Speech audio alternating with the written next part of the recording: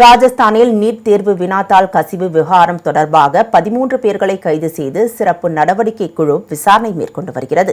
பாஜக ஆளும் மாநிலமான ராஜஸ்தானில் நீட் தேர்வுக்கு முன் விநியோகிக்கப்பட்ட மாதிரி வினாத்தாள் உண்மையான வினாத்தாளுடன் மிகவும் ஒத்துப்போவதாக குற்றச்சாட்டுகள் எழுந்துள்ளன. ஜெய்ப்பூர் மற்றும் கோட்டாவில் உள்ள மாணவர்களும் பெற்றோர்களும் நீட் தேர்வுக்கு ஒரு நாள் முன்பு மாதிரி வினாத்தாள் சமூக ஊடக குழுக்களில் பகிரப்பட்டதாகவும் பல கேள்விகள் தேர்வில் கிட்டத்தட்ட அப்படியே இடம்பெற்றிருந்ததாகவும் குற்றம் சாட்டியுள்ளனர். இந்த நிலையில் தேசிய தேர்வு முகமை தேர்வுத்தாளில் எந்த கசிவும் இல்லை என்று மறுத்துள்ளது. வினாத்தாள்களை GPS மூலம் கொண்டு செல்லுதல், 5G ஜாமர்கள் மற்றும் தேர்வு மையங்களில் செயற்கை நுண்ணறிவு கண்காணிப்பு உள்ளிட்ட கடுமையான பாதுகாப்பு நடவடிக்கைகளின் கீழ் தேர்வு நடத்தப்பட்டதாகவும் சில கேள்விகளில் ஒற்றுமை தற்செயலானது மட்டுமே என்றும் அந்த முகமை தெரிவித்துள்ளது.